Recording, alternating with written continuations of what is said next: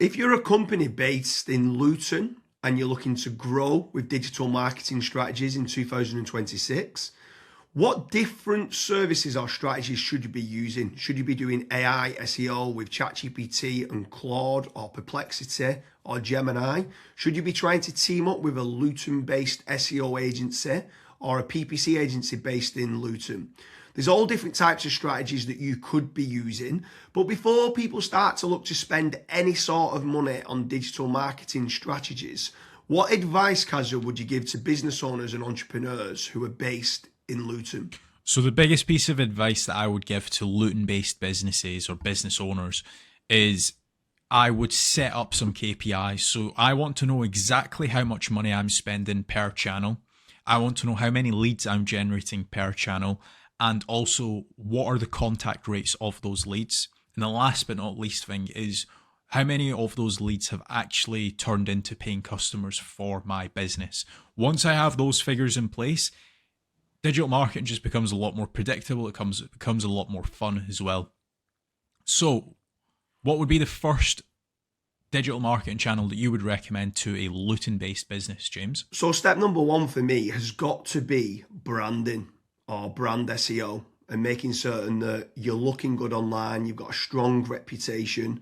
I think everything needs to start, the foundations need to start with a positive kind of brand SERP of who you are and what you do. So a SERP stands for search engine results page, and getting that branding right across the board then can lead on to other things of what you can be doing. It will improve your conversion rate on paid ads or social media. Any leads that you get in, the conversion rate would be good. If at the 11th hour, they're going to decide who you're going to go with, branding, I think, becomes very, very important. So I'd say that's the first thing that people need to get right for all digital marketing strategies. My next strategy is going to be AI visibility. I feel like more and more companies are actually looking into this. So what does ChatGPT, Claude, Gemini, Grok, Perplexity say about your brand or about your business? Is it a positive thing or is it a negative thing? And also trying to figure out what it says about your competitors as well. And obviously trying to improve that's really important. Some people call it AI SEO, some people call it GEO, some people call it LLM optimization. But this is going to be a big thing in 2026 and also in the years to come as well. Yeah, I think that's a huge strategy that people need to be looking at with regards to artificial intelligence. More and more people are obviously using AI. The next one for me is filling in the form at FatRank or Promo SEO, which do a commission-based lead generation service for UK companies looking to grow. I think it's important to be looking at your own digital marketing efforts to generate your own leads, but also if you can use some freelancers and outsource some as well, you've got that diversification of leads. So head on over to fatrank.com, fill in the form and see whether they can help you with a no-risk supply of inquiries. Promise you'll also do a very similar performance-based lead generation service as well that you might want to fill in the form with there, and just double check whether you can go and get a third-party lead generation company to top up and start generating you some leads for your business to grow in 2026. Yeah, and then next on the list is Google Business Profiles, so Google Map listings. This is like local SEO where you basically just try and get more reviews. You build out your Google Business Profile in your local area. Now, there's pros and cons to this. I think the biggest pro is that once it is actually ranking, you're going to be consistently generating leads. However, to get from nowhere, like let's say you do not have a Google Maps listing at all, to get it ranking to position number one, the issue you've got with that is there might be, let's say, a 60 or 100 review deficit. And to obviously get those reviews, you need leads. So it's one of those things. It's like the chicken and the egg. I for one just think it's good for personal branding or for branding of your company. So always try and get the Google Maps listing, but you should always know the pros and cons to it as well. Yeah, for certain. If you're in a local area, you want to try and get those local maps listing. For me, you need to be omni-channel and omnipresent. Yeah. I think the next part is SEO in general, so organic SEO. Can you be building up your website to try and get your website ranking better? If you are in local area, you might want to do your service with the area of where you cover. So like plumbing in Manchester, create a page for that. Hopefully then share that on the Google business profile of what you mentioned. But trying to get organic rankings, the amount of search volume that people are out there searching for different services of what you do, or it could be some blog posts that you could be doing as well. There's different strategies on there that you can be doing, but ideally you want good quality content, build up topical authority, and try and get some third-party backlinks to power up the site to get those organic SEO rankings. I think that's another big part that you need to be doing as part of your digital marketing strategies in 2026. Yeah, and then the next one, which kind of ties back to what you were saying before, James, is obviously organic social media. Now, organic social media, I think it's more of a numbers game. So try to create good content that your audience would actually view. Like I see this time and time again where I look at brands and they've just published maybe 4 or 5 posts on their Instagram profile and they've not been active for 3 years, right? That's not going to drive you sales. But if you can do how-tos, if you can do guides, maybe you can do before and afters, right?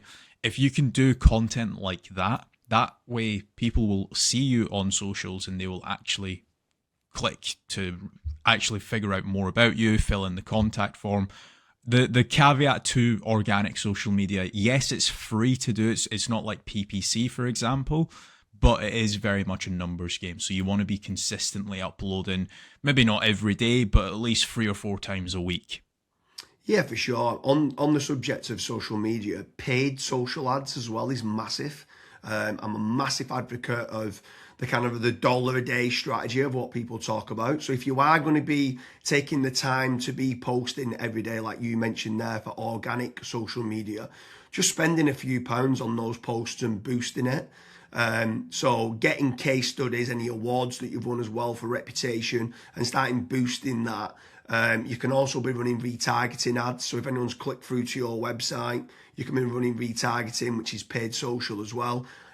Different places like Meta, so whether that's Facebook and Instagram, you've got Twitter, you've got YouTube, you can be running Pinterest, you can even run in places like Reddit as well for paid ads. And I think paid social media is still an untapped market for digital marketing strategies.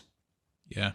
The next one is it's probably a love-hate relationship. It's PPC, right? Google AdWords or doing it on Bing, wherever. That's basically the sponsored results. So if you search for a service, it's above local SEO. Now, I have spoken, and both myself and James, we've both spoken to so many business owners that are either they've spent 10, 15, 20,000 pound on it, and they've not had a single result, or they might have had a few leads and it's just not been of quality. Or you've got other guys that have spent hundreds of thousands on it and they're like, it's the best thing that's ever happened to my business. Now, the reason why people are either they absolutely love it or they absolutely hate it is probably down to how it's been set up. Like there's so many different nuances to PPC, like for example, having a really proactive negative keyword list, making certain that you have a set of banned IPs. Like, for example, your competitors could be clicking on your ads and that's deemed as what's called click fraud. Making certain that you've got a high converting landing page, making certain that you KPI your sales team. So when a PPC lead comes in, that is one of the first priorities that they actually take when it comes to contacting the lead. There's all of these different nuances, and if you're not on the ball with PPC, it's probably not going to work for your business. However, if you've got a really good, well-refined sales team, you've got a really good landing page, you've got a well-kept, up-to-date negative keyword list, you are using click fraud software, at that point, it will actually probably perform well for you. But again, just know the pros and cons to PPC. Yeah, for sure. There's certainly pros and cons. There's benefits of using it to get instant leads. But like you said, the amount of people that we speak to that have burnt a lot of budget and not had the inquiries and stuff that's come through as part of the digital marketing is pretty scary. While we're on the subject of paid, obviously we spoke about paid social ads and now you've spoke there about PPC with Google or Bing. I'm going to throw in the mix paid ads on AI platforms. It's not fully rolled out as we're doing this video, but I know that ChatGPT are looking to try and roll out ChatGPT ads. Claude, Perplexity, other kind of LLMs might start rolling it out in 2026. I think if you're one of the early adopters and innovators to get on there, I think you could be getting cheap leads or cheap contact form submissions. So it's something to look out for of doing paid AI listings and ads. I think that could be something to look out for in 2026. Next on the list, and this is a little bit out of control. You do obviously have like forums that you can get your brand mentioned in, like for example Reddit and Quora. That very much comes down to the after fact, like where are your customers that you've been dealing with previously, are they actually raving and shouting about you? If they are, then that's a very good resource of getting other people recommending you. So if you can get that, again, it's a little bit out of your control, but asking for reviews, asking for them to recommend you to friends, to people, that can obviously generate you a decent amount of leads and inquiries as well. Yeah, for sure. And the add-on benefits to places like Reddit is that it's getting cited so much now in the AI overviews. So when you spoke there early on about AI visibility, if you can try to get a positive kind of lot of people talking about the products and services of what you do and some reviews on there, it's indirectly then going to help you, or directly actually is going to help you with AI visibility. And then the last one for me is tradesman websites, so like Check a Trade, Bark, or teaming up with a third party lead generation company.